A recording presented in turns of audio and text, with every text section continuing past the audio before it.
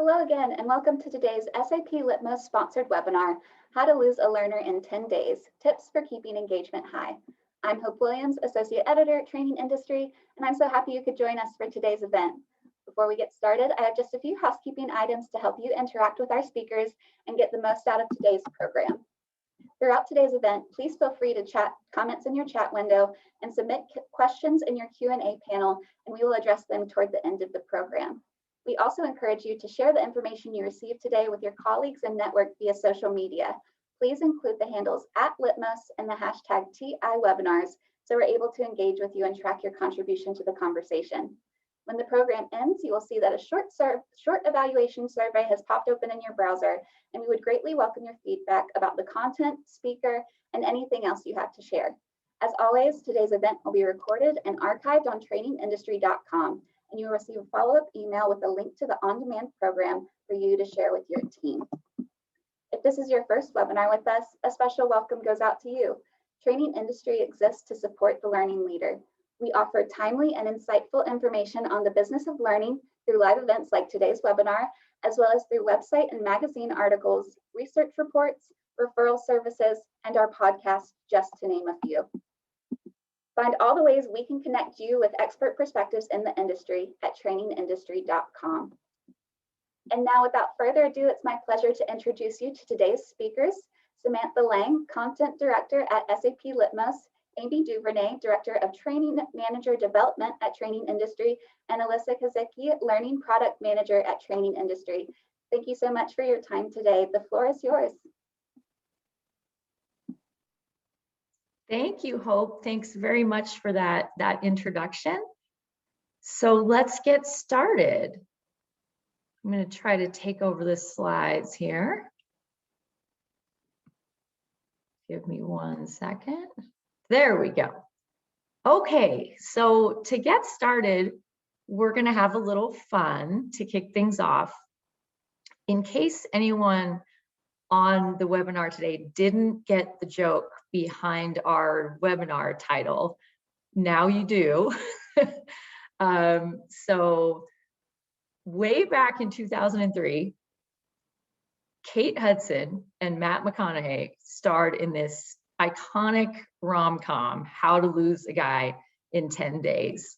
Haha, get our title, kind of fun, huh? So in that movie, Hudson's character deliberately sabotaged her relationship with Ben, aka Mr. McConaughey, by doing everything you shouldn't do to build a strong, healthy relationship. So we thought that was a pretty funny, especially in February, Romance Month. We thought it was a funny title for this webinar, and we thought, how can we apply that in the learning world? So let's kick things off with a trivia question. We'll see if there's any what I call rom-com swamis in the room.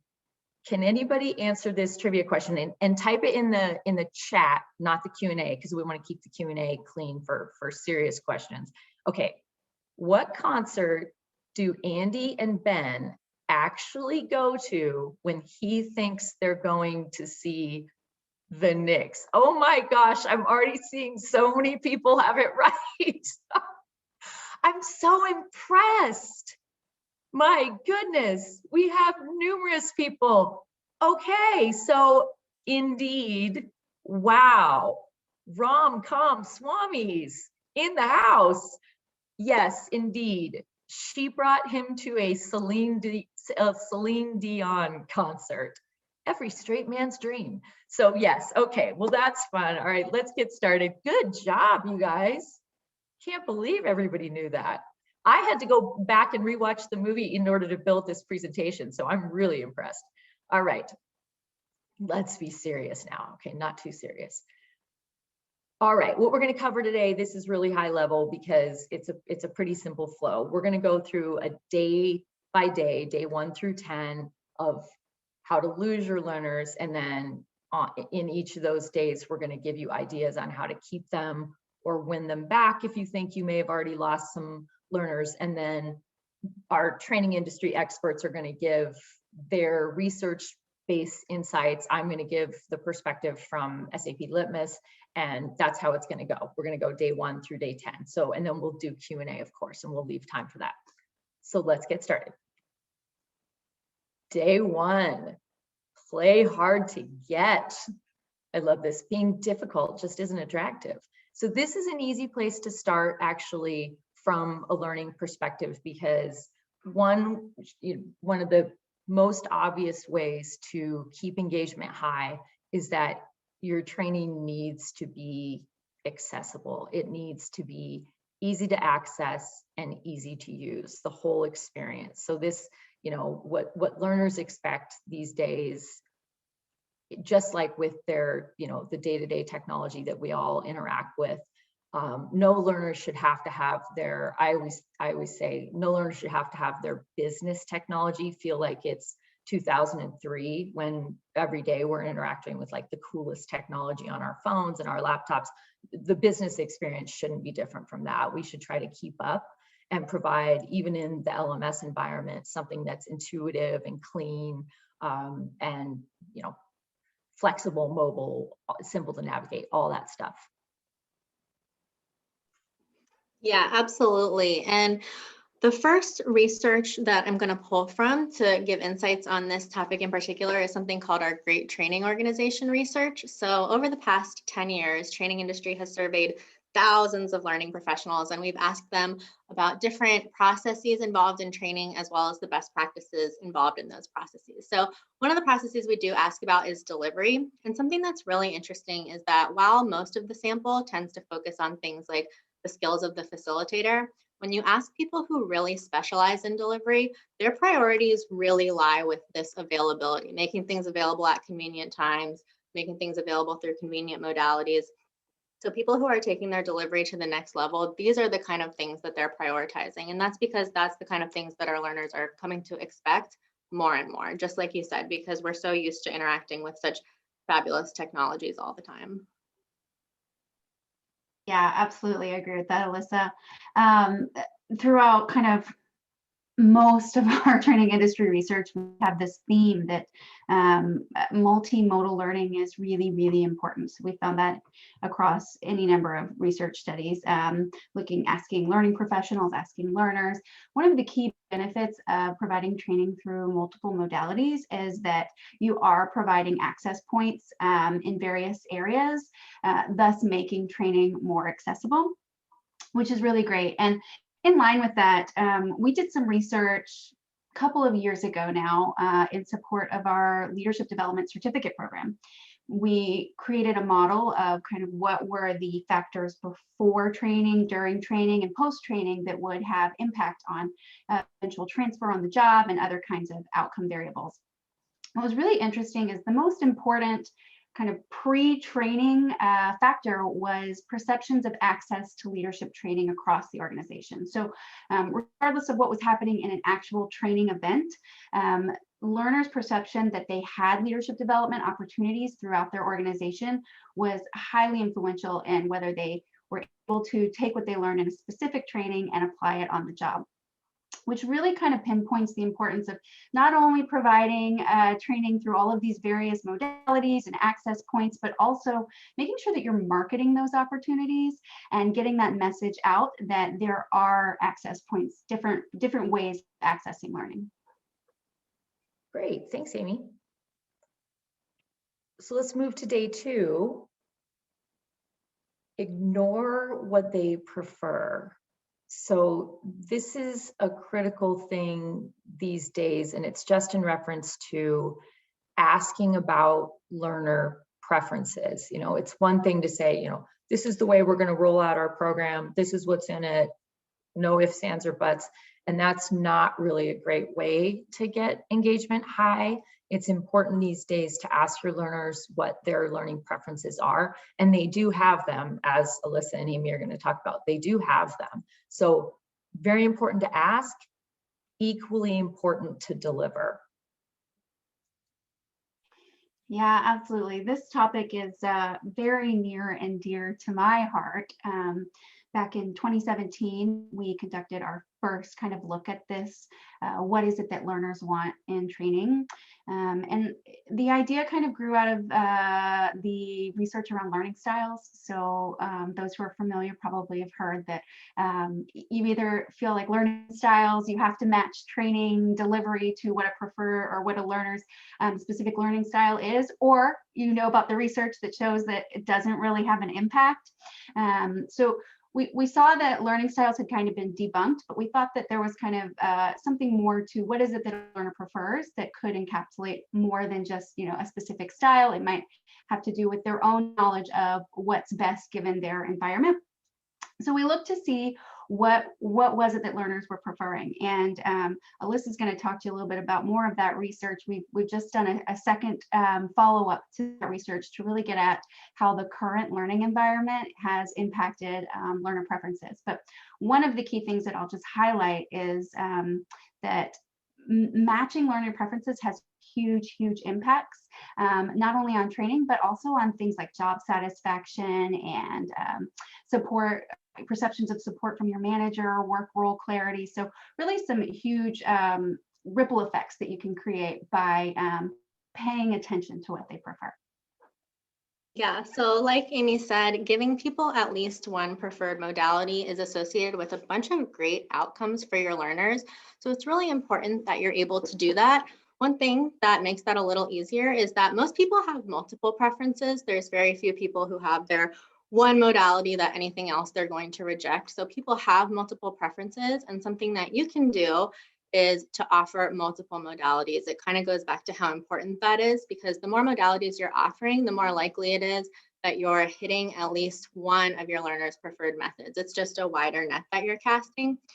So you're also giving your learners more experience with things. So I did see something in the chat about, you know, do learners always know what they want? And that's a great point. So the more that you expose them to, the more preferences they're going to get. Great. Let's move on to day 3. Let's see if I can move the slides. There we go. Say it's my way or the highway. Not a good idea. So this is kind of an extension from day 2. Day 2 asking for learner preferences. We're taking this a little bit broader on day 3 here and taking feedback into a wider context and being able to ask for feedback in a variety of different ways, and you know, on your courses. And but one thing I would say as we're talking about feedback in a broader context is that if you're not able to actually act on it and follow up on that feedback, you will see diminishing returns. If learners, you know, realize over time that they are giving their input and they're giving feedback, but nothing ever happens and it just goes into the void. As odd a recommendation as this is, I would say don't do it. If you're not able to act on it, then don't have it just be something that's in the system that, you know, that doesn't go anywhere. But if you are able to do it, fabulous, one of the best ways to increase your learner engagement.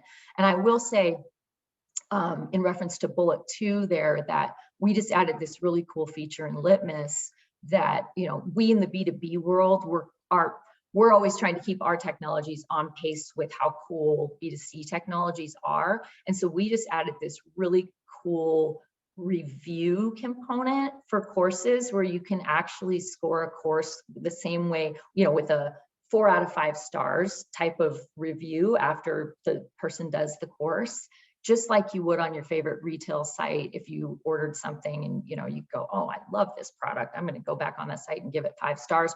Or when you're shopping for something and you go, this thing only gets 2 stars, I don't think I want to buy this. So it's a very valuable tool that all of us use in our day-to-day lives. And we've actually built that into Litmos now. And I would say one other point on that is that this also raises the bar. Not only does it get learners more deeply engaged and involved, it also raises the bar for content creators and for L&D people themselves, because do you really want to put a course out there if you're like, this thing's kind of a 2-star, it's really not that great. And, it raises, it kind of ups the game for everybody to, when those reviews are visible to, to your population in your learning management system. So cool thing that we just added to Litmos. I love that, Samantha. What a great feature. Yeah. I love the rise too of being able to really gather that learner perspective and the reactions, making it available to the learners. I mean, what rich information to a learner before they come into the classroom, to just kind of know, like, all these other people found value in this course. That's going to really help them to come with the right expectations and really set the tone. We did this really cool study last year, actually, looking at what learning professionals are doing in terms of measuring their programs. And we didn't ask specifically about, the 5-star reviews, which is maybe a next generation of that study. But we did look to see, along Kirkpatrick's different levels, what were they measuring? And about 50% were gathering just kind of reactions from learners. So were they satisfied with the training? Did they feel like they could use it? Now, were they taking that information and then improving the programs? That's kind of a question mark. And I know Alyssa has some information to share about that. Yeah, so what's really interesting, and I'm going to go back to the Great Training Organization research that I referenced earlier. So I talked about delivery earlier, but another process that we talk about is the assessment of your training programs. And, really across the board, everyone agrees this is incredibly important. But when you ask people how well they're doing, it's a little bit more of a different story, where a lot of people feel like they don't have the skill set. They feel like they're not really doing this to the extent that they need to be doing it. So it's a real competency gap for us as learning professionals, and something that if you can master, or if you can even just improve, you're going to give yourself a real strategic advantage. And just one more thing to note on that is that you don't want to just gather feedback from your learners. We actually had over 50% of our sample say that it's important to gather from your instructors as well, because think they're in every single one of the course times. So they're going to see everything. And you have a lot of other people who are going to be affected by the impact of this training, whether it's the managers of the learners, or their peers, or their subordinates, or whatever it might be. Yeah, that's really great advice. And I think a lot of companies don't do that. That's really good.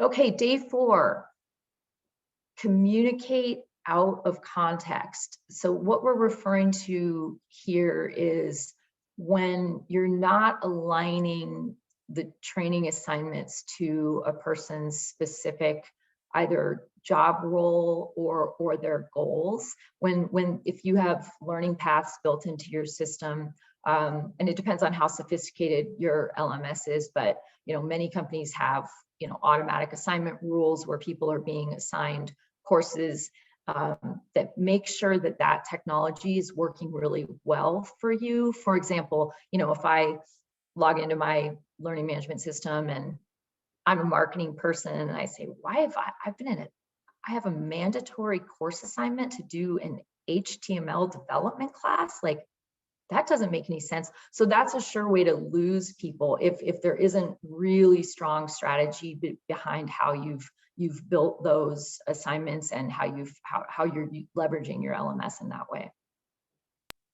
Yeah, it's absolutely true that you have to take things into account, like the context of your learner's work, because speaking to the learner preferences research that Amy and I have both mentioned earlier, the type of training that the learner was receiving had a pretty big impact on what type of modality they preferred for that given training. So if you think of things like compliance or technical training, our audience was a lot more likely to say that they would prefer something maybe asynchronous, like an e-learning or videos. But when it came to softer skills training or leadership development and things like that, people kind of preferred something more like instructor-led or coaching. Yeah, just to, I guess, re-emphasize the importance of context. I mentioned earlier some research that we did on the drivers of impact of leadership development programs. One of the key, or really the key factor, particularly happening during training, is the learner's perception of how relevant the content is. When the learner obviously perceives the content to be really relevant to their job, there are dramatic impacts on their ability to transfer, to apply, their performance later on, also things like job satisfaction and various kinds of more distal or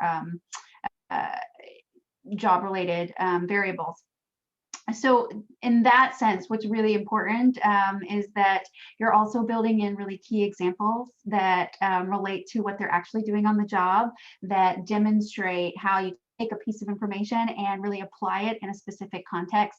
That's going to be super key towards making sure that they're engaged, but also making sure that they are able to connect the dots back to transfer it onto the job. Great advice. Thank you for that. Okay, day 5. I love this one. Demand nonstop compliance. This one makes me giggle because it's really great in our personal relationships as well, right? If you go around saying, do what I want you to do all of the time, you might have some problems with that approach. And definitely the same applies in the training world. We want to do our best to not have training become synonymous with compliance. You know, if compliance is all that's offered, all that's available, all that's mandatory, you know, people start to think of the training system as the compliance system, and that's just not a great way to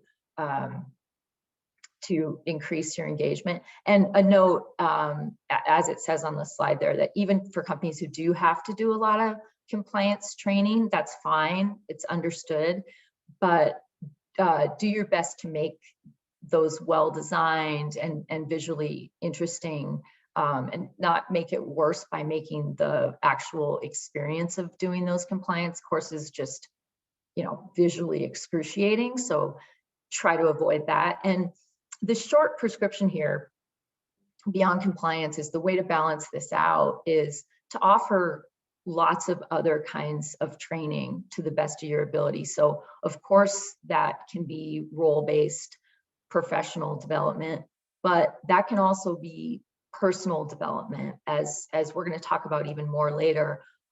Personal development and soft skills training is super hot right now, and we see companies going really, some of our customers going really deep with it. And maybe in the past, you know, topics like health and well-being or mindfulness may have been perceived by companies as being, you know, fluffy or a waste of time, but that's just not the case anymore. Companies are really seeing the value of doing some of those types of training because it really helps people, and people really enjoy it. Especially what everyone's been through in the last year. More and more companies were offering that kind of training, work-life balance, mental health, because it went a long way to aid people in how they do their actual jobs as well. Yeah, that's a great point, and it's absolutely true. We have done a pulse survey throughout this pandemic, and one thing that people mentioned a lot was that when they are developing new programs, one thing they really had their eye on was well-being and things to help their employees through some especially trying times. But going back to compliance and our learner preferences research, compliance is kind of consistently rated as the least effective. It's people's least favorite. And that totally makes sense, because when we think about training, one of the great things about it is that in providing great training, we signal to our employees that we care about them. They get benefit out of it through their own development. And compliance training just doesn't really give us a lot of those great benefits. So speaking to this last bullet that you have on this slide for well-designed video-based content, people who had taken compliance training, they were the only training topic that put videos in their top 5, and they were also the only training topic where e-learning was most preferred. So that really speaks to the fact that learners of compliance training really prefer that their learning is just easy to digest. It's easy for them to just get it when they need it, and you're not taking them away from their job for too long.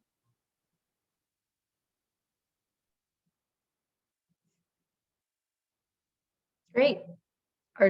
And we'll assume nothing from you on that one, Amy. Okay, great. Well, we'll keep on trucking. Day 6, deny their growth. This one's just sad.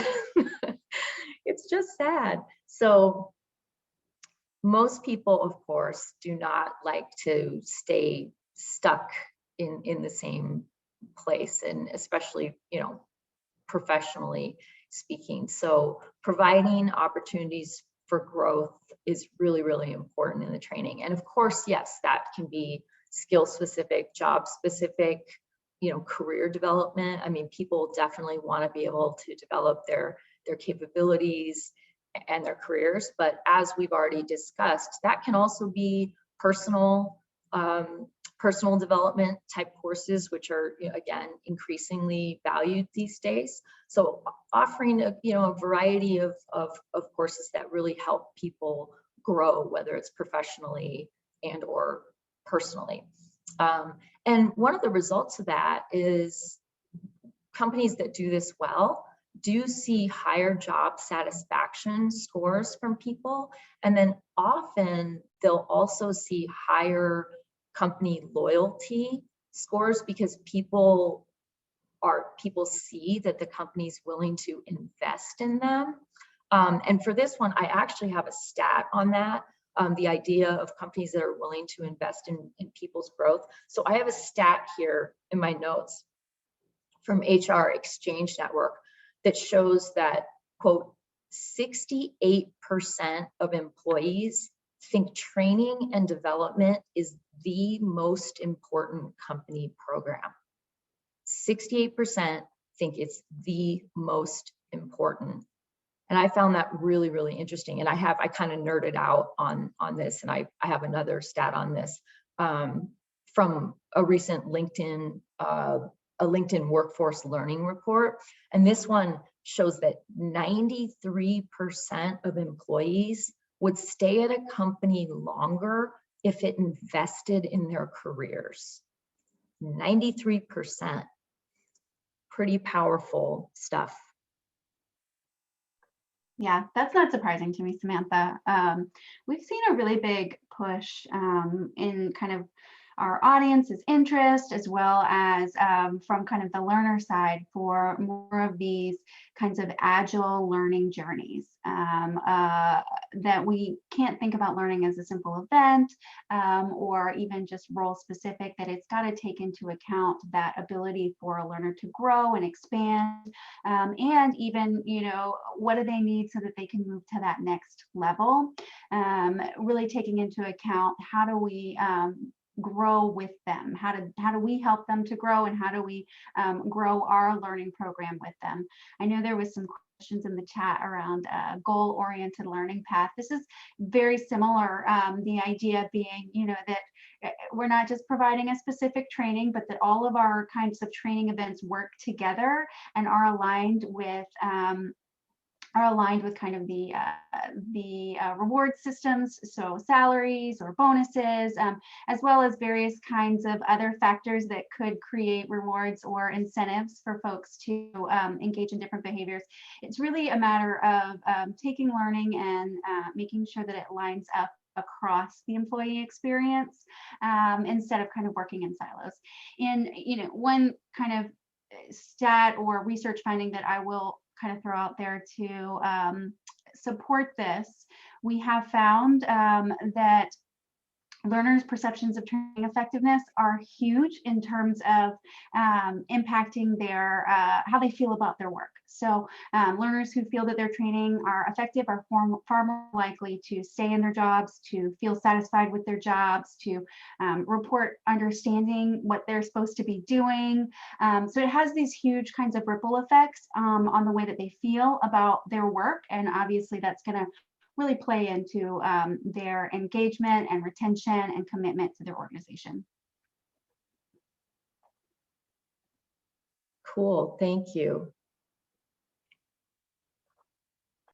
We're moving on to day 7, be a total bore. So this one might be a bit of a no-brainer given even some of what we've already talked about. But the real point here is to just keep things as interesting and compelling as possible, and in some cases even fun. Now, of course, fun is a means to an end. It's obviously not the end goal. It's not like, oh, I'm going to log into the LMS to have some fun. Of course not. But if you can build in some fun elements into your training, it's a really great way to get people engaged. And even just the idea of interactivity. So we've talked about feedback already in a variety of contexts, but interactivity is a great way to stay out of the boredom trap.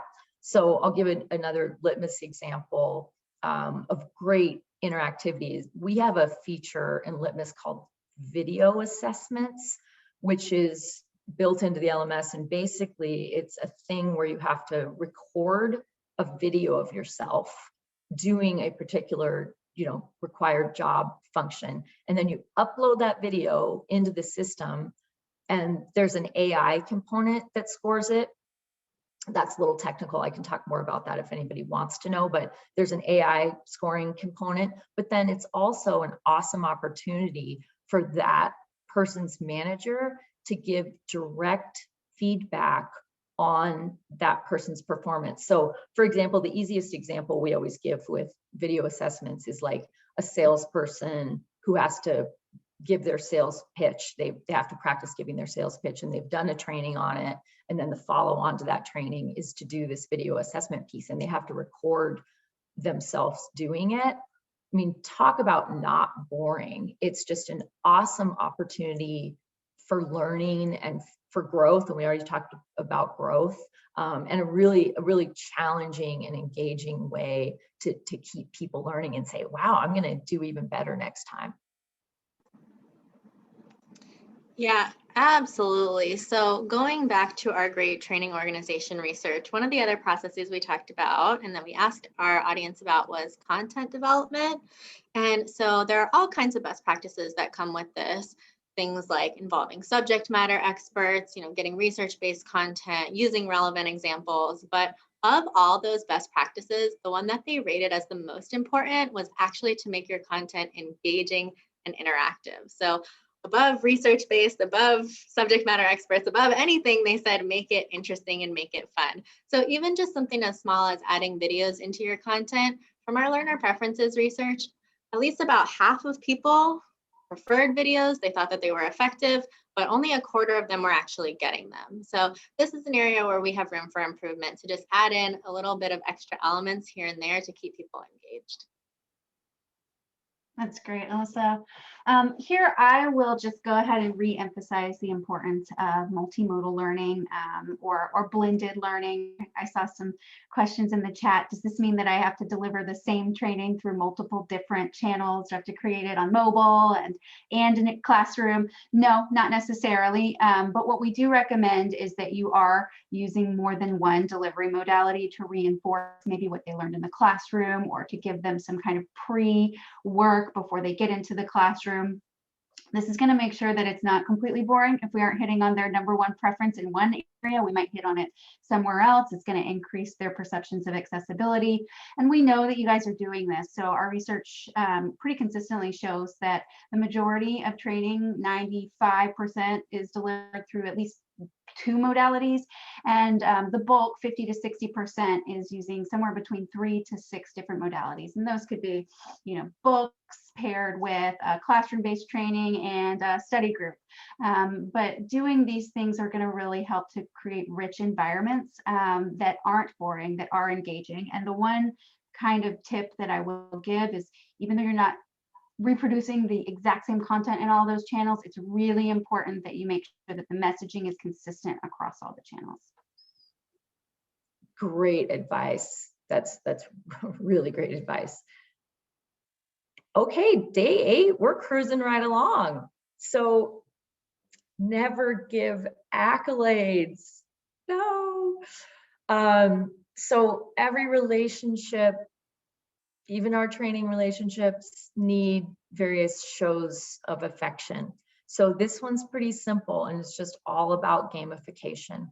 And most of you at this point, I'm going to assume, are pretty familiar with gamification in your LMS, so I won't go into technical details there. But gamification is just a great way to up engagement. Doing the points, the leaderboards, the badges, gets people a little bit more excited. They can do some friendly competition within their team or within the broader organization. And we have customers that take this to, the nth degree. It depends on what your company, what your company policies are. There are certainly companies out there that take it really far and give gift cards and bonuses and that type of thing. That might not work for every company.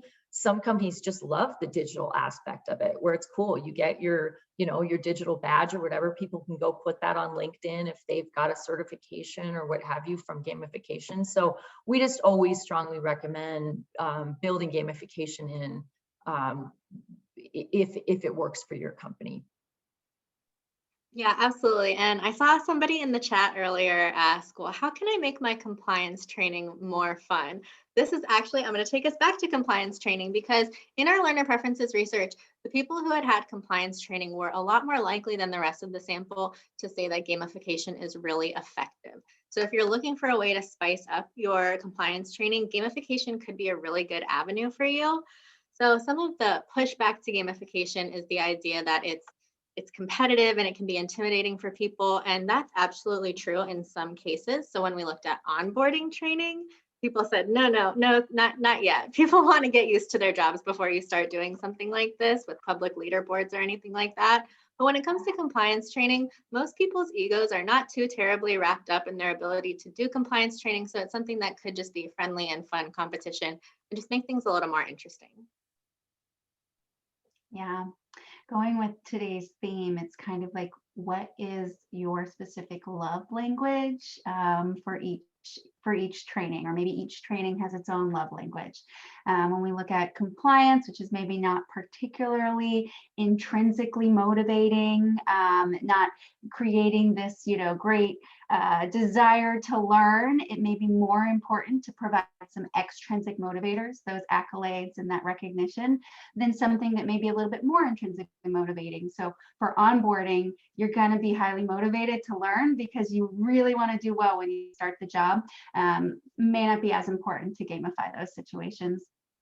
The other thing that I would just say is, we all want credit and we all want compliments. So to the extent that we can build it in, maybe not necessarily with competition, but can build it in, that's going to be great, and even more critical now because it creates a more social component to learning. And we know that, well, I think it's coming up, but we know that that's potentially more important in this remote environment.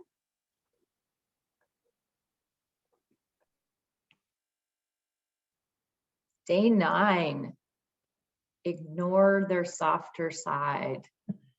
I love this one.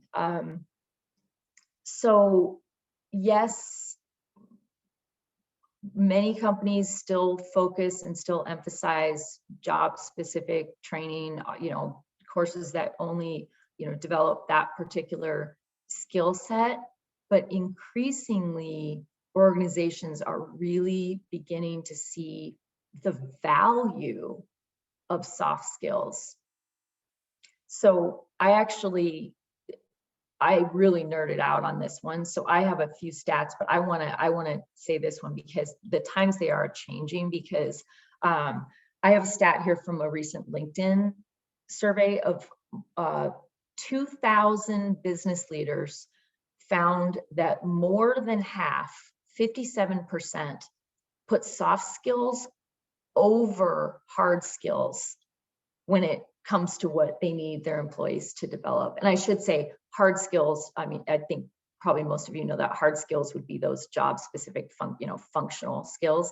So 57% put soft skills over hard skills when it comes to what they need their employees to develop. And I also want to point out something that I have on the slide there, the reference to power skills. So where that's coming from is Josh Bersin, and I'm sure many of you are familiar with Josh Bersin. He's a rather well-known thought leader in the learning space. So Mr. Bersin and others are suggesting that we actually rename soft skills to power skills. And I have a quote, a short quote from Mr. Bersin saying, "The skills of the future are not technical, they're behavioral." Really interesting. There's an important change underway. And lastly, I also grabbed some research from IBM that IBM cited that the most critical skills right now are things like willingness to be flexible and adaptive, time management and ability to prioritize, ability to work effectively in team environments, communication skills, capacity for creativity and innovation. So there is really a change underway where companies are valuing these things, again, even over hard skills. Yes, the idea that soft skills are becoming more and more in demand and more important is absolutely accurate. So one thing that we do sometimes is we throw out to our audience of learning professionals, what do you as a learning professional feel that you need more training in? It helps inform our content and our courses.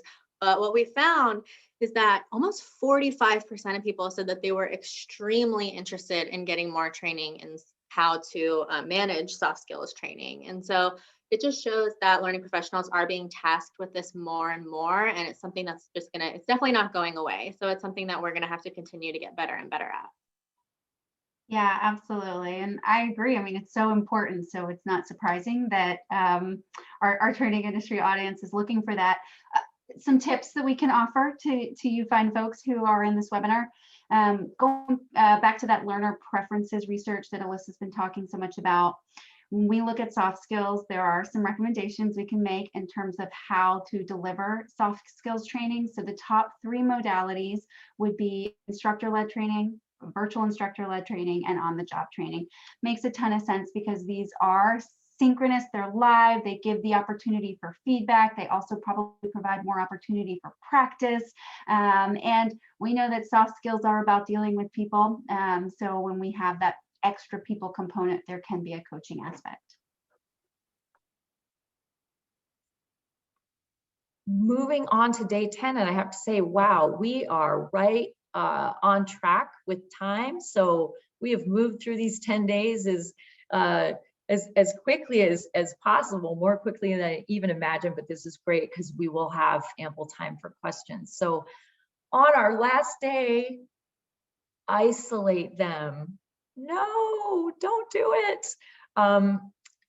You know, as it says on bullet 1 there, especially in this pandemic, do your best where you can to, in addition to, yes, you have to offer your asynchronous courses. Yes, people have to complete their asynchronous courses, but where possible, add in, you know, elements of social engagement where people can get together. So I'll give a couple more Litmos examples just because that's my world. So in Litmos, you can integrate web conferencing, the top web conferencing apps. I don't even need to name them, you know what they are. You can integrate web conferencing into the LMS so that people can have those group meetings, and that could be something like a group assignment presentation that they do in a web conferencing environment so that people can see each other's faces. Or it could be a follow-on session to a training where people get together to discuss what they've learned, or to say, this is how I've applied the training in my job or my life, that kind of thing. So web conferencing is a great way to not make people feel isolated. And then another thing that is a component that we have in Litmos that's strong, is we have a really good virtual ILT capability and instructor-led training. So virtual ILT, I think especially these days where people aren't going to trainings in person, it's at least a somewhat decent simulation of that in-person training where you get to register for a course and attend it and sort of get that feeling of having to like be somewhere for training, which is a nice thing to add in right now if you can. Yes, the idea that isolating your learners is especially bad right now it's exactly right. So going back to the pulse survey that I had mentioned earlier, our COVID-19 pulse survey, one thing that we ask about on that survey is what are your greatest challenges in facing this pandemic as a learning professional? And so many of them referenced that the communication is just not at the same level that it was when we were in person. Informal and social learning that just happened naturally is now not happening, and they don't know how to make a virtual version of it. So looking at our learner preferences research, when we first did this research in 2017, 95% of learners were getting at least one synchronous modality in their training. But in 2020, that number dropped to only 77%. And on top of that, their preferences and their perceptions of how effective asynchronous modalities are also went down. So not only are they getting more asynchronous and less synchronous, but they actually are liking asynchronous less and less. So if you had a situation before where people came into the office and got a lot of informal and social learning, and then you had an e-learning on top of that people really liked, that e-learning might not be as effective as it was before. Today, when you have people sitting in front of their computers all day, they're lonely, they have screen fatigue. So having that e-learning now might not be as effective as it was before. So overall, I would say that if you're trying to find a replacement for your in-person instructor-led, do the best that you can to replace it with a virtual instructor-led or something else that's going to be synchronous. If you're trying to replace your virtual or your instructor-led in-person training with something like e-learning, you're likely to not get the same returns right now.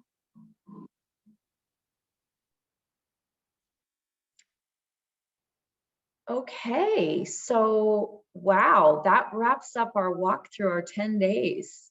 And hopefully this gave you a lot of, fresh ideas on how to, re-engage or engage learners better than we might be doing right now. So my goodness, we get to open things up for questions already. And I think, Hope, you'll help out with that. Absolutely. Thank you so much, Samantha and Amy and Melissa, for sharing all those awesome insights with the audience today. And we do have a ton of questions, so let's just hop right in. Neoshi asks, do you have any information/research around train the trainer models leveraged to take training programs to scale? Are they effective? Are they not? I think that one's probably for training industry team. So I don't personally have any specific research that I can add to this. I will say, I think, Alyssa, you gave a great stat earlier around the importance of facilitators and how certain kinds of delivery, I think it was that delivery be engaging and accessible is even more important than using subject matter experts or skilled instructors. I will say that those two things are really important. So if you're going to use a train the trainer model, those are two key best practices, that the trainers that you use have some expertise, and then we got to pick the right subject matter experts. Not every subject matter expert is going to be able to facilitate a course, so providing them with those skills and that skill set to really facilitate is really, really key. And then I think, Alyssa, do you want to cover up in terms of a virtual, now that we're in virtual training, is there anything you'd add there? Yeah, the big point I would make to this is, so like I said before, some of the best practices involved with delivery did involve the facilitator's skills. And there are actually two different best practices with that, which is their presentation skills and their actual expertise. And our audience rated their facilitation skills as more important than their actual expertise. So this is something that cannot be underscored enough, is the importance of their ability to facilitate And something to really keep in mind if you're transitioning things from an in-person to a virtual environment is that the facilitation skills involved with in-person facilitation are not necessarily exactly the same competencies that they're going to need for virtual facilitation. So there are technical things they're going to need to know, how to do polls and breakouts and how to make the most out of their learning technologies that are not necessarily relevant to your in-person instructors. So to assume that things that are working for your in-person instructors or your in-person star instructors are going to translate to virtual would probably be a mistake. Awesome, thank you so much.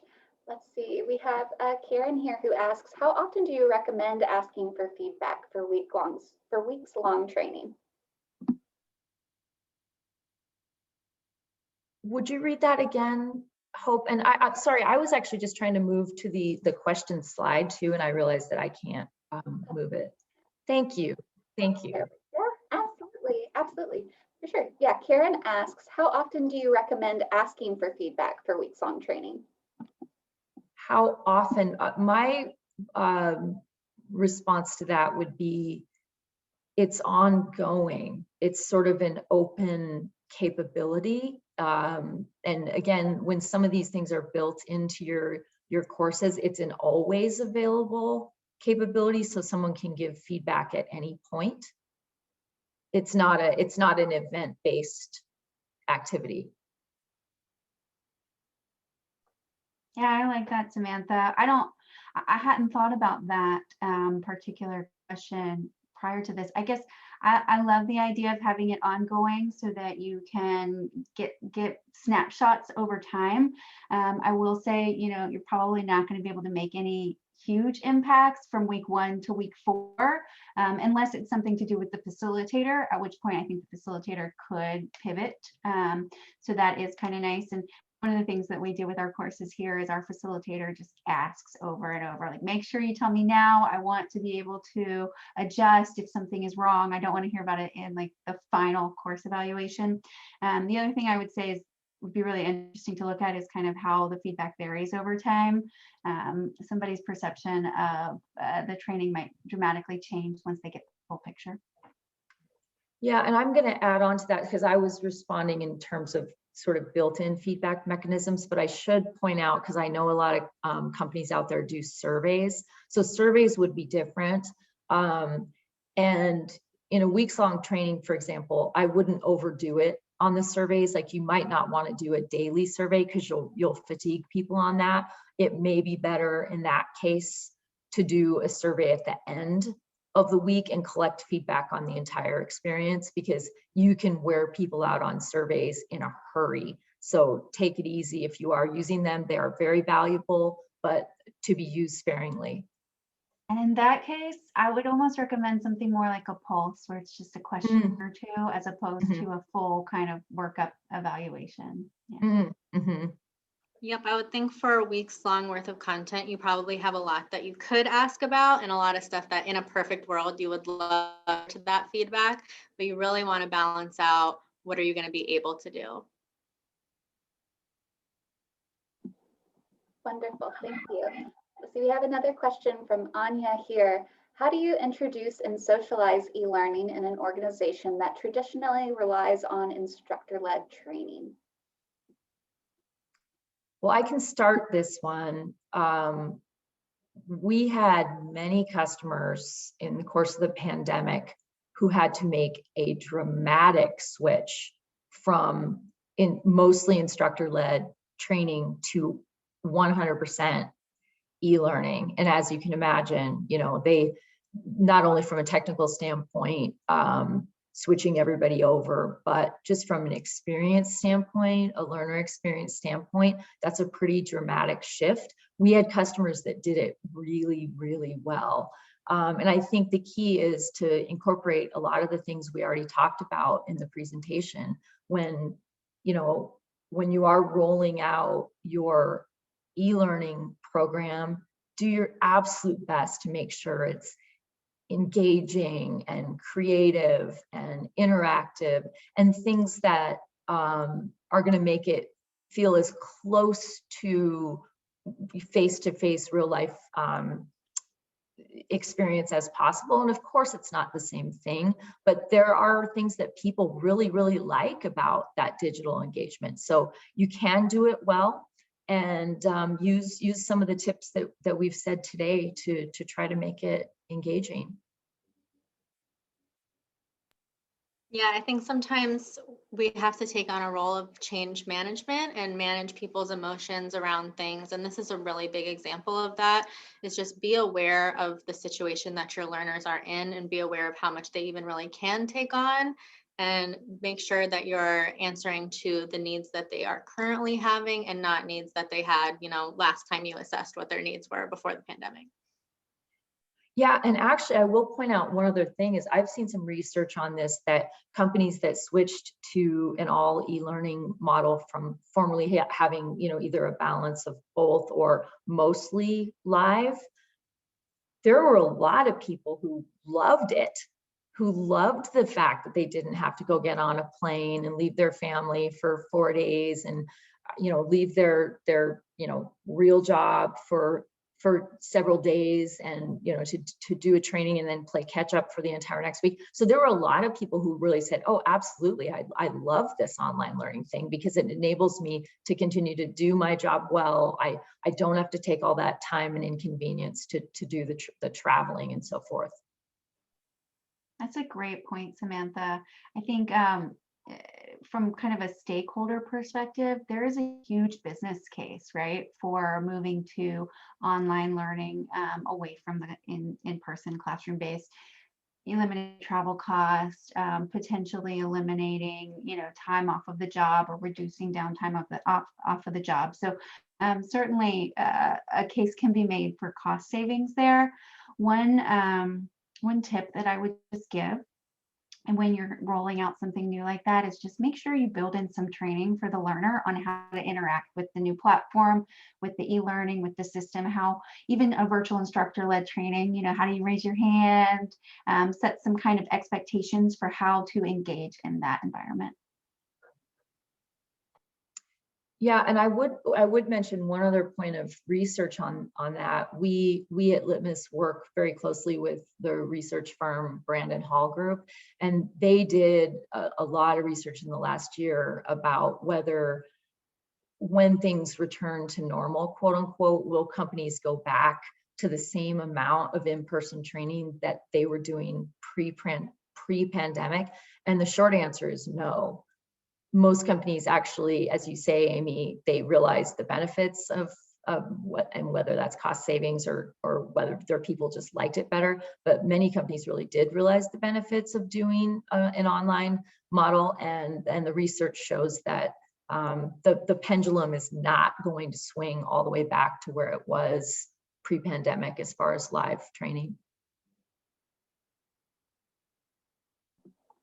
Awesome, thank you so much. I think we have time for just one more question. Let's see here. So one of our participants today is tasked with creating virtual instructor-led as well as on-demand training while simultaneously delivering instructor-led all at the same time. They're struggling to get their manager to listen to them, that they need time to separate development and delivery. Do we have any ideas for how to get their message across? Oh boy, the message across to their manager, I presume. Yes, I believe so. Oh goodness. Well, first of all, I'm sorry for your suffering to our question answer. That's quite the conundrum. I can't give any recommendations on how to solve your particular situation, but we do always say that, that the training program, the L&D department absolutely needs to be supported top down, and it can be, it can be a challenge to get those executives on board, to see the value and see the importance, and to understand that you need resources, you need money in order to do this well. But the good news is, again, because of the pandemic, the C-suite is increasingly seeing the value of training and seeing that this is something that we absolutely have to have. It's not a nice to have. And finally, training is, I would say, getting the respect that it deserves, because in order to continue to upskill and reskill and develop and all of these things, it's absolutely crucial. But I'm not sure how you would speak to your particular manager, but if the best you can do to get top-down support, that will be invaluable over time. Yeah, without knowing the culture around your organization or your manager, I would say frame it as, what do we stand to lose by not accomplishing this training the way that we need to? And I can't accomplish it this way, so we're going to lose this, and this, because you're the professional and you're the expert. And if you tell them that you can do something that you're not able to do and it blows up in your face, even though they were the ones that pushed you, you're the one that it's going to reflect poorly on. So make sure that you're kind of presenting it as, this is everything we stand to lose by you not listening to me, basically. Good advice.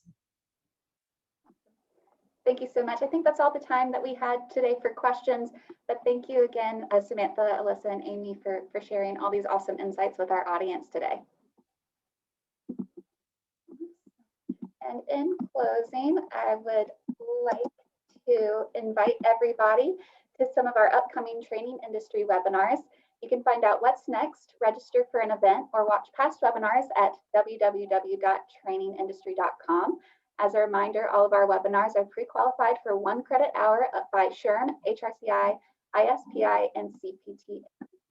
What is CPTN? It is the Certified Professional in Training Management program that assists you in developing core competencies that will empower you to manage the future training needs of your organization. You can participate in a number of practicums held within the US or join a virtual practicum from anywhere in the world.